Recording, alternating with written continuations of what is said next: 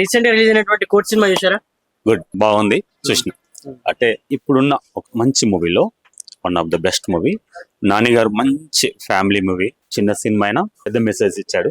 Beautiful song, Purnachari గారు మంచి lyric రాశారు. అతను మా ఫ్రెండ్ అని చెప్పడానికి చాలా ప్రౌడ్ ఫీల్ అవుతున్నాను. బెస్ట్ ఆఫ్ లక్ పూర్ణచందర్ గారు. నిజానికి వాస్తవానికి సినిమాలో చూపించే విధంగా ఈ రోజు బయట సొసైటీలో ఉండేదంటారా? ఎస్, ఎవ్రీ అంటే అక్కడ జరిగిన ప్రతి సన్నివేశం మనకు బయట కనబడుతుంటుంది. ఫోక్సో చట్టము ఇంటర్మీడియట్ చదువుకున్న పిల్లలకు, మారుమూల విలేజ్ చదువుకున్న పెద్దగా తెలియకపోయిండొచ్చు ఆ సినిమా యొక్క అంశం అది. సో యూత్ లో ఈవెన్ ఇంటర్మీడియట్ 10th క్లాస్ చదువుతున్న పిల్లలు డైలీ ఒక 10 minutes న్యూస్ వినడం బెస్ట్. డైలీ ఒక మినిమం ఒక 10 minutes, అది మినిమం. లవ్వే కాదు, మంచి ఈ జనజీన స్రవంతిలో మంచి ఈ పోటీ వార్తను బతకాలంటే మినిమం ఒక 10 minutes వార్తలు అయితే వినాలా. పిల్లలు అంటే తెలిసి తెలియని వయసులో కలిసి తిరుగుతుంటారు. సో కొన్ని పరిస్థితుల్లో ఆ ఫోక్స్ చట్టంలో ఇరుక్కుంటారు. అది మూవీ. యాక్చువల్ గా నాని గారు మంచి మూవీ అందించారు. అందులో శివాజీ రాజా గారు, తర్వాత శ్రీదేవి, ఆ అబ్బాయి ఉన్నాడు కదా.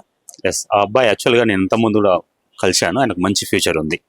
ఇక సినిమాకి వచ్చేస్తే ప్రేమ పెద్దలు ఒప్పుకుంటారు. ప్రేమించడం పొరపాటు కాదు, ప్రేమించాలి. మనం పుట్టి పెరిగిన ఆ వాతావరణం ఏంటి, పెళ్లికి మన పెద్దలు యాక్సెప్ట్ చేస్తారా లేదా, మన ఫ్యూచర్ ఏంటి, ఈ 3 దృష్టిలో పెట్టుకోవాలి. ఎగ్జాంపుల్ మారుతిరావు, ఆమె చేసిన చిన్న మిస్టేక్ వల్ల, ఆమె చెప్పిన చిన్న మిస్టేక్ వల్ల ఎంటైర్ ఒక ఇద్దరు చనిపోవడం జరిగింది. తను జైలుకి వెళ్తున్నారు. అట్లా అంటే ఇలాంటి మిస్టేక్ జరగకుండా చూసుకోవాలి. పిల్లలు చదివించేదే వాళ్ళ అమ్మ నాన్నల కన్నా ఉన్నతంగా బతకాల, వంశ గౌరవాన్ని కాపాడాలా, భవిష్యత్తులో ప్రయోజకులు కావాలని కోరుకుంటారు ప్రతి పేరెంట్. పిల్లలు లవ్ చేసినప్పుడు అమ్మ నాన్నలను కన్విన్స్ చేయగలగాల. మీ అమ్మ నాన్న మీరు కన్విన్స్ చేయలేకపోతున్నారంటే ఫ్యూచర్ లో మీరు ఏం చేయగలుగుతారు? మీరు ఒక బిజినెస్ చేయాలనుకుందాం, ఒక కస్టమర్ కన్విన్స్ చేయాలా. ఒక స్టార్ట్అప్ పెట్టాలనుకోండి, బ్యాంక్ వెళ్ళి ఆ లోన్ తీసుకోవడం ప్రాసెస్ లో మీరు కన్విన్స్ చేయాలి. కన్విన్స్ అట్లీస్ట్ మీ పేరెంట్స్ మీరు కన్విన్స్ చేయలేకపోతున్నారు అంటే మీరు ఫెయిల్ కిందనే లెక్క.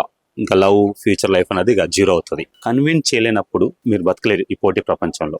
అది మెయిన్ యూత్ కి నేను చెప్పేది. అది పేరెంట్స్ కూడా పిల్లల కోసం, వాళ్ళ భవిష్యత్తు కోసం కిడ్నీ అమ్మైనా వాళ్ళ భవిష్యత్తు కోసం వాళ్ళ కిడ్నీ అయినా డొనేట్ చేయగలుగుతారు. అంత ప్రేమ ఉంటుంది. అయితే పేరెంట్స్ ఒక మాతృ ఏజ్ ఉన్నారు, ఆయన వాతావరణము ఎలా అంటే క్యాస్ట్, కల్చర్, అలా ఆ భావాలతో నిండుంటుంది. యూత్ ఏమో సినిమాలు, కల్చర్ చూసేమో లవ్ ట్రాక్ లో ఉంటారు. ఈ లవ్ ట్రాక్ లో ఎలా ఉంటుందంటే ఎస్ నేను చేస్తే కరెక్ట్ అనుకుంటారు. అమ్మ నాన్నలు అంటే మేము పెంచాము, పెద్ద చేశాము, వాళ్ళ భవిష్యత్తు మాకు బాగా అనుభవం ఉంది కాబట్టి మాకు తెలుసు అని వీళ్ళు ఒక ట్రాక్ లో ఉంటారు. వీళ్ళిద్దరు ట్రాక్ కలపాల్సిన బాధ్యత చదువుకున్న పిల్లలదే. ఎందుకు మీకు అంత అంటే ఆ పాత తరాన్ని మీరు గుర్తుపెట్టుకోవాలా, కొత్త తరాన్ని. లవ్ చేసుకున్న ఆయన చాలా మంది విడిపోయారు కదా. ఎగ్జాంపుల్ అరేంజ్ మ్యారేజ్ లో Chandrababu Naidu arrange marriage, KCR arrange marriage. మీది ఏ మ్యారేజ్ అయినా కానీ ఆ తర్వాత కాంప్రమైజ్ అయ్యి బతకాల్సి వస్తుంది.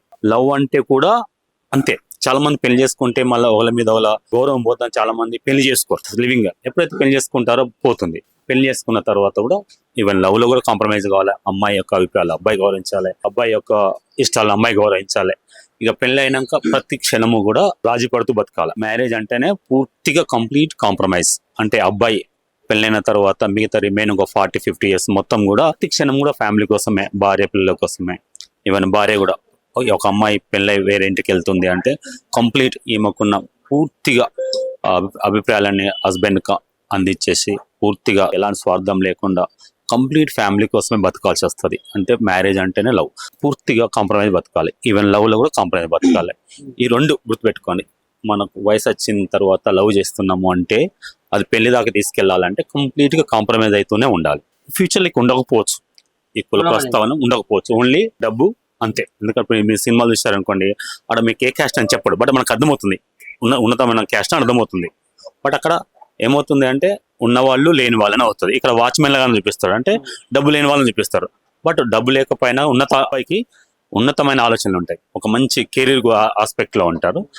ఇప్పుడున్న సమకాలీనంలో మంచి మూవీ, ఫ్యామిలీతో ఎలాంటి వల్గారిటీ లేకుండా ఉన్న సినిమా, ఫ్యామిలీతో కలిసి చూడొచ్చు. సో ఫోక్సో చట్టం 18 తర్వాత 17 తేడా ఉందంటే సమ్ టైమ్ 25 years ఉన్న అబ్బాయి కూడా సమ్ టైమ్ మెచ్యూరిటీ ఉండకపోవచ్చు. 25 years ఉన్నారు. సో మెచ్యూరిటీ అగైన్ మనం జరుగుతున్న సమాజాన్ని అర్థం చేసుకోవాలి. కొంతమంది 10-15 years ఉన్న పిల్లలు, అమ్మాయిల అబ్బాయిలు చాలా గ్రాస్పింగ్ పవర్ ఉంటుంది. వాళ్ళ సమాజం జరుగుతుంది చెప్పగలుగుతారు, మెచ్యూరిటీ వచ్చేస్తుంది.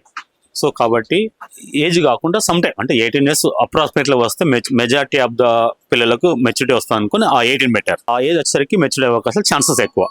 కొద్ది మంది పిల్లలకు ఇక చూడవలసిన మూవీ ఫ్యామిలీతో మంచి అక్కడక్కడ జోక్స్ ఉంటుంది, మెసేజ్ మూవీ. వాళ్ళు పెరిగిన వాతావరణం, వాళ్ళు కలుసుకునే స్కూల్లో కానీ లేకుంటే పేరెంట్స్ యొక్క కంట్రోలింగ్ లేకపోవడం. ఎందుకంటే వాళ్ళు పేరెంట్స్ వృత్తిరీత్యా బిజీగా ఉంటారు. ఇప్పుడు ఓల్డెన్ డేస్ లో ఎలా అంటే హస్బెండ్ జాబ్ చేస్తే మదర్ ఉండేది కేర్ టేకింగ్ కూడా. బట్ ఈ రోజు హౌస్ వైఫ్ వాళ్ళ మదర్ కూడా జాబ్ చేస్తుంది కాబట్టి పిల్లలకు ఫ్రీడమ్ వచ్చింది. సో ఆ ఫ్రీడమ్ అనేది మెయిన్ ఇంకా సోషల్ మీడియా, యూట్యూబ్, ఇంటర్నెట్ దానికి అందుకు యూట్యూబ్ రావడం రకరకాలుగా అంటే చెడిపోవడానికి ఒక 1000 స్కోప్లు ఉన్నాయి.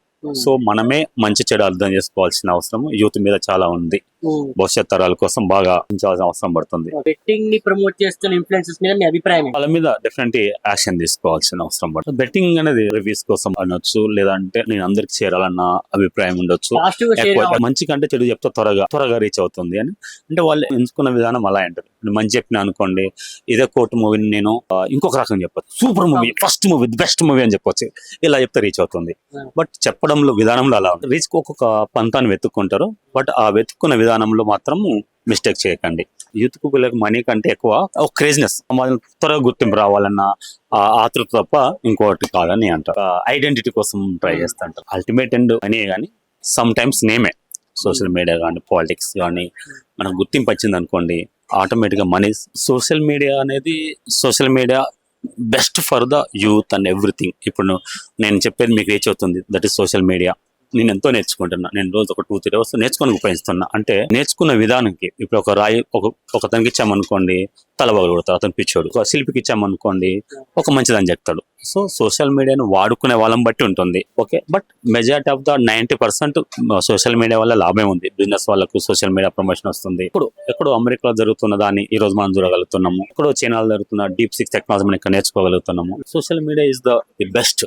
అక్కడక్కడ జరుగుతుంటాయి. ఇప్పుడు వెహికల్ కనుగొన్నప్పుడు మనం పడిపోవడం సహజంగా, దారిలో ట్రాఫిక్ లో పడిపోవడం, మంచి చెడు రెండు ఉంటాయి సహజం. అలా జరిగితే మనం చెడును వదిలిపెట్టేసి మంచి తీసుకోవాలని నేను కూడా. టెక్నాలజీ కూడా కత్తికి 2 వైపులు పదన్నట్టు.